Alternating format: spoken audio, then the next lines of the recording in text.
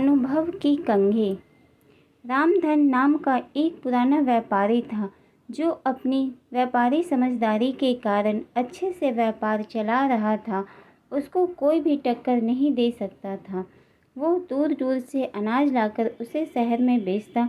उसे बहुत सा लाभ होता था। वो अपनी इस कामयाबी से बहुत खुश था। इसलिए उसने सोचा व्यापार बढ़ाना चाहिए और उसने पड़ोसी राज्य में जाकर व्यापार करने की सोची। दूसरे राज्य जाने के रास्ते का मानचित्र देखा जिसमें साफ साफ था कि रास्ते में एक बहुत बड़ा मरुस्थल है। खबरों के अनुसार उस स्थान पर कई लुटेरे भी हैं, लेकिन बूढ़ा व्यापारी कई सपने देख चुका था। उस पर दूसरे राज्य में जाकर धन कमाने की इच्छा प्रबल थी। उसने अपने कई किसान साथियों को लेकर प्रस्थान करने की ठान ली। बैलगाड़ी तैयार की और उस पर अनाज लादा। इतना सारा माल था जैसे कोई राजा की शाही सवारी हो।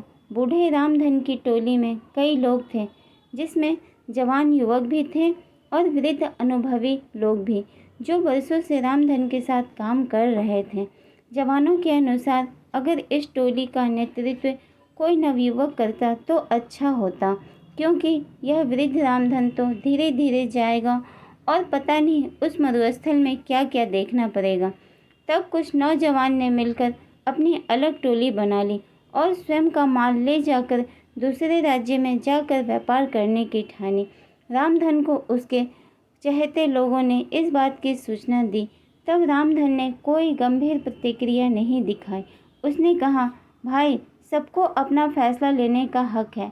अगर वो मेरे इस काम को छोड़कर अपना व्यापार शुरू करना चाहते हैं तो मुझे कोई आपत्ति नहीं, और भी जो उनके साथ जाना चाहता हो जा सकता है। अब दो अलग व्यापारियों की टोली बन चुकी थी, जिसमें एक का नेतृत्व वृद्ध रामधन कर रहे थे और दूसरे का नेतृत्व नवयुवक गणपत कर रहे थे। दोनों की टोली में वृद्ध एवं नौजवान दोनों सवार थे। सफ़र शुरू हुआ। रामधन और गणपत अपनी अपनी टोली को लेकर चल पड़े। थोड़ी दूर सब साथ साथ ही चल रहे थे कि जवानों की टोली तेजी से आगे निकल पड़ी और रामधन और उनके साथी पीछे रह गए। रामधन की टोली के नौजवान इस धीमी गति से बिल्कुल खुश नहीं थे और बार बार रामधन को कोस रहे थे। कहते थे वो नौजवान की टोली तो कब की नगर की सीमा लांघ चुकी होगी और कुछ ही दिनों में मरुस्थल भी पार कर लेगी और हम सभी इस बूढ़े के कारण भूखे मर जाएंगे। धीरे धीरे रामधन की टोली नगर की सीमा पार करके मरुस्थल के समीप पहुंची। तब रामधन सभी से कहते हैं, यह मरुस्थल बहुत लंबा है, इसमें दूर दूर तक पानी की एक बूंद भी नहीं है, इसलिए जितना हो सके पानी भर लो। और सबसे अहम, यह मरुस्थल लुटेरे और डाकुओं से भरा हुआ है, इसलिए हमें यहाँ का सफ़र बिना रुके तय करना होगा। साथ ही हर समय चौकन्ना रहना होगा।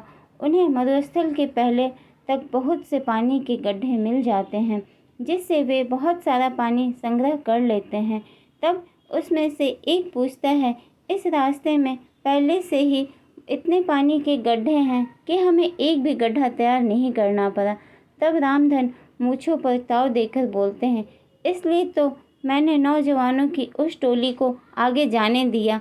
यह सभी उन लोगों ने खुद के लिए तैयार किया होगा, जिसका लाभ हम सभी को मिल रहा है। यह सुनकर टोली के विरोधी साथी चिढ़ जाते हैं और अन्य रामधन के अनुभव की प्रशंसा करने लगते हैं। सभी रामधन के कहे अनुसार बंदोबस्त करके और आराम करके आगे बढ़ते हैं।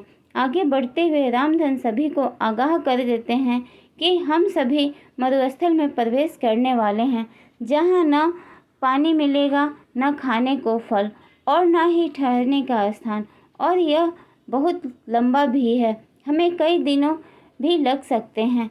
सभी रामधन की बात में हामी मिलाते हुए उनके पीछे हो लेते हैं और वे सभी मरुस्थल में प्रवेश कर चुके थे, जहाँ बहुत ज़्यादा गर्मी थी, जैसे अलाव लिए चल रहे हों।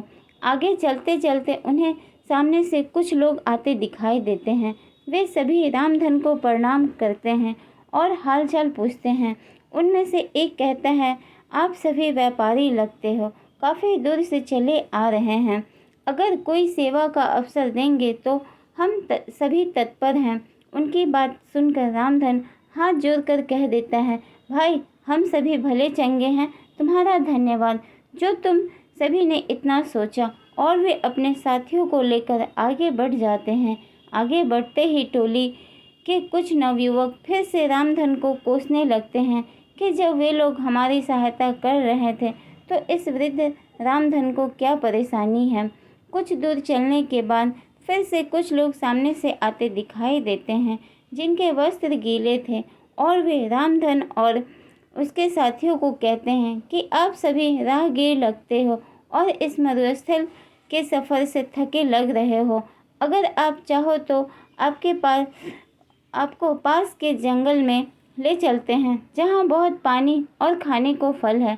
साथ ही हम अभी वहाँ पर तेज़ बारिश भी हो रही है, उसी में हम सभी भीग गए हैं।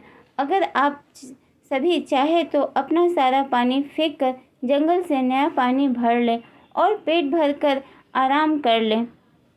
लेकिन रामधन साफ ना बोलकर अपने साथियों से जल्दी चलने को कह देते हैं।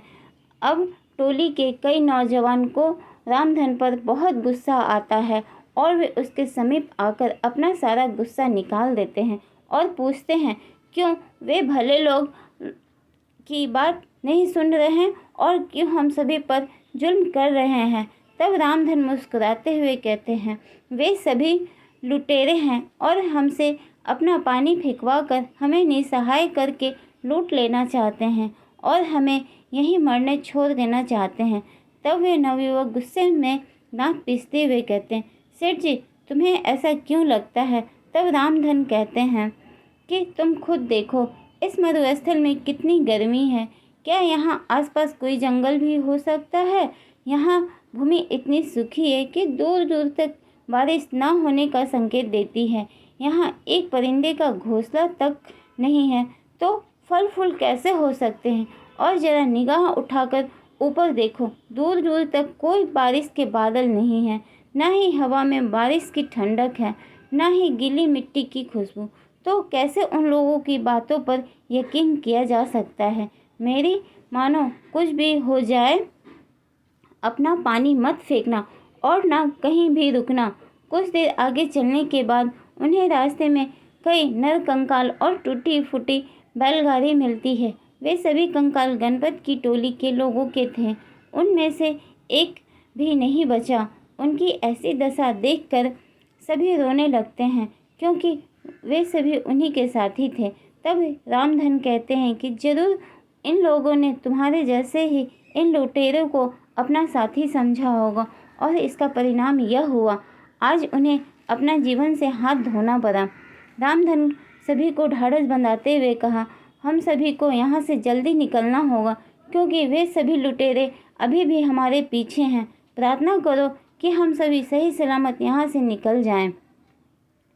शिक्षा कहते हैं, अनुभव की कंघी जब काम आती है जब सर पे कोई बाल नहीं बचता, अर्थात अनुभव उम्र बीतने और जीवन जीने के बाद मिलता है। अनुभव कभी भी पूर्वजों की जागीर में नहीं मिलती है। जैसे इस कहानी में नौजवानों में जोश तो बहुत था लेकिन अनुभव की कंघी नहीं थी जो कि रामधन के पास थी, जिसका उसने सही समय पर इस्तेमाल किया और विपत्ति में सभी को निकाल कर ले गया। शिक्षा यही है कि किसी काम को करने के लिए जोश के साथ अनुभव भी होना अत्यंत आवश्यक है। तो दोस्तों, आपको हमारी कहानी कैसी लगी प्लीज़ कमेंट करें, मेरी कहानी को लाइक करें और मेरे चैनल को सब्सक्राइब करना ना भूलें। धन्यवाद।